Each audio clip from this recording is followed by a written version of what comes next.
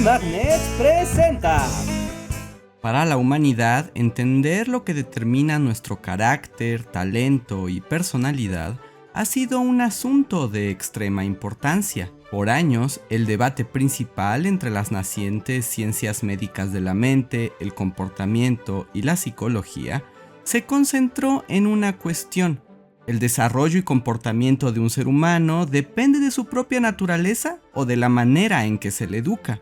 Lo que en inglés tiene el bonito nombre de Nature versus Nurture. Naturaleza contra crianza. Claro que durante siglos esta dinámica tuvo resultados racistas, xenófobos y colonialistas. La idea de que había razas superiores trajo mucho dolor al mundo. La eugenesia, por ejemplo, sirvió para justificar la dominación de unos pueblos sobre otros, argumentando que por su propia naturaleza, algunas culturas eran incapaces de progresar o gobernarse a sí mismas. Aunque claro, se trataba de una concepción que quería que todos los pueblos fueran idénticos a la cultura occidental europea. Lo siento, te falta elegancia, sobra pigmento y claramente no sabes usar un tenedor. Me quedaré con tus tierras. Oye, eso no es justo. Clásica respuesta de salvaje incivilizado. Pero ya en el siglo XX, el pensamiento científico decidió explorar esta cuestión de una manera más objetiva, empleando el método científico para zanjar la cuestión de una vez por todas. ¿Y cómo lo hicieron?, se preguntarán. Pues con experimentos inquietantes y moralmente cuestionables. ¿Cómo si no?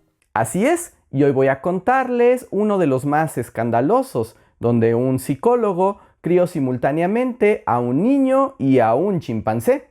Pero vamos por partes. El personaje principal de esta historia fue un afamado psicólogo estadounidense llamado Winthrop Niles Kellogg. Nacido en 1898, hizo su carrera entre las décadas de 1920 y 1930, estudiando con ahínco el comportamiento humano y animal a través de múltiples experimentos que le permitían publicar decenas de artículos cada año. En términos académicos, eso es como ser el rey de la eficiencia laboral. Kellogg era un hombre narcisista y carismático, una eminencia en su campo, y llegó a un punto en que le financiaban cualquiera de sus ideas, y miren que sus intereses eran amplios. Estudió el condicionamiento en perros, el miedo en ratas y ratones, la relación entre las emociones humanas y la tensión muscular, y hasta la actividad cerebral en fetos. Y si ese les parece el currículum de un supervillano, bueno, no estarían tan equivocados. Doom admira las investigaciones de Winthrop Kellogg. Siempre atento a las investigaciones de su campo de estudio, no pasó mucho para que Kellogg se enfrentara con la cuestión de naturaleza contra crianza. Al parecer, todo comenzó en 1929, cuando la revista American Journal of Psychology publicó el curioso caso de los niños lobos de la India. El caso reportaba a dos niñas viviendo en estado salvaje en una selva.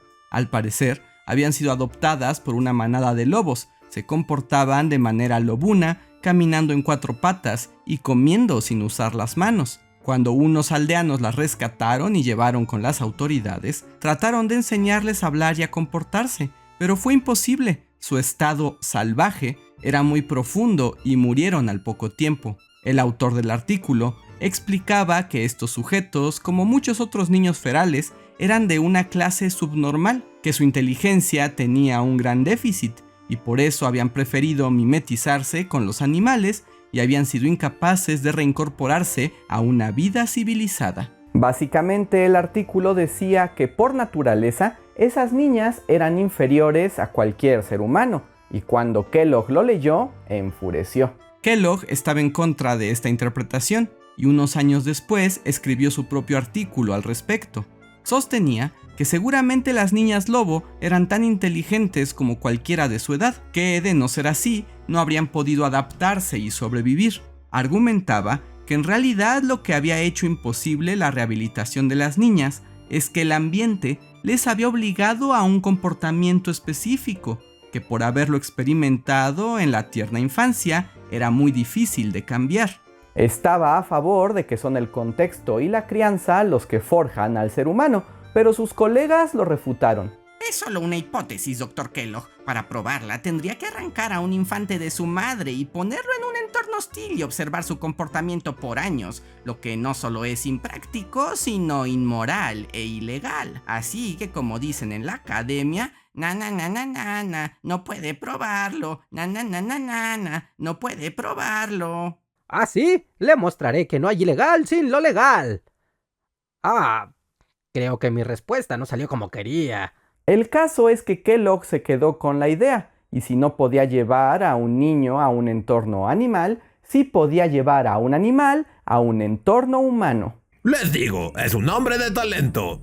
Para probar su punto, Kellogg diseñó un experimento sin precedentes. La idea era criar juntos a un bebé humano y a un bebé animal, un chimpancé o un orangután de preferencia. Lo importante es que ambos deberían ser criados y tratados como seres humanos en todo momento. La hipótesis era que en un ambiente propicio, el simio demostraría un avance sin precedentes, más parecido al del humano. Existía incluso la posibilidad de que aprendiera a hablar. Y con ello me ganaré un Nobel. O la cárcel. Pero vale la pena intentar. Ahora que si se preguntan quién estaría tan loco como para prestar a su hijo para algo así, bueno, deben saber que Kellogg era un hombre de recursos. Resulta que Kellogg acababa de ser padre y después de convencer a su esposa Luella de participar en el experimento, decidieron que el pequeño Donald, de 10 meses de edad, se convertiría en sujeto de prueba. En cuanto al simio, los Kellogg se mudaron a Florida, cerca de la estación experimental Yale de antrópodos de Orange Park, donde le cedieron la custodia de una chimpancé de 7 meses llamada Gua. Y aunque Kellogg hubiera preferido que ambos sujetos tuvieran la misma edad, tuvo que conformarse e iniciar el experimento el 26 de junio de 1931. Claro que hubo mucha crítica al experimento, que si era inmoral, peligroso o incluso inhumano tanto para Donald como para Gua, pero Kellogg era un hombre muy influyente y pudo trabajar sin repercusiones.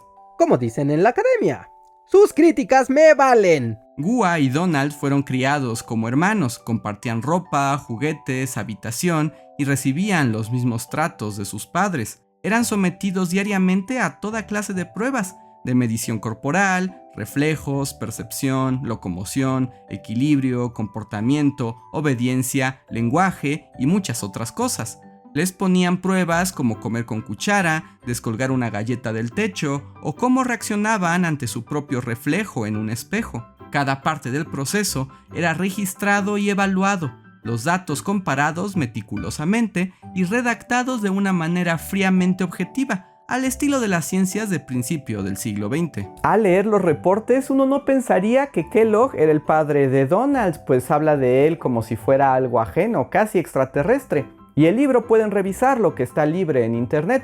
Les dejo la bibliografía al final de este video. En este tiempo, el experimento se centraba en Gua. Querían descubrir su proceso de humanización, y en este sentido, Donald era el sujeto de control, es decir, se consideraba que era el niño normal y que serviría para comparar el desarrollo del chimpancé. Todo científico loco que se respete sabe que estos experimentos nunca salen como lo planeado. Resulta que el desarrollo de Gua fue mucho más veloz que el de Donald.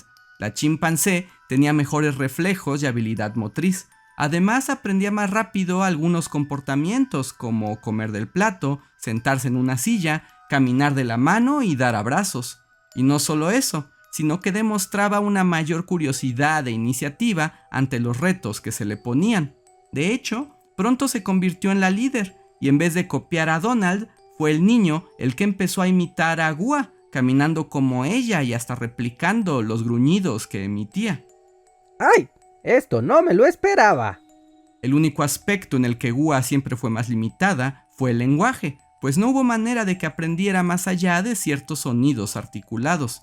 No obstante, la convivencia con el chimpancé también retrasó a Donald en ese aspecto, pues sin sociabilización humana se atrasó mucho en aprender a hablar. El atraso era equivalente al de 1 o 2 años frente a otros niños de su edad. El experimento estaba diseñado para durar 1 año, pero apenas se cumplieron los 9 meses, los Kellogg lo cancelaron.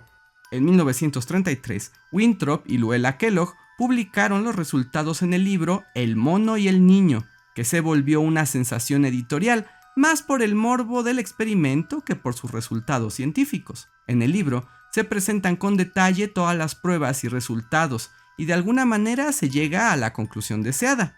Un entorno social propicio desarrolló a Gua al límite de sus posibilidades naturales. Fue hasta que su propia condición de chimpancé le impidió llegar más allá que el proceso se detuvo. En cambio, Donald, privado del entorno social humano y acondicionado a la convivencia con Gua, quedó atrás.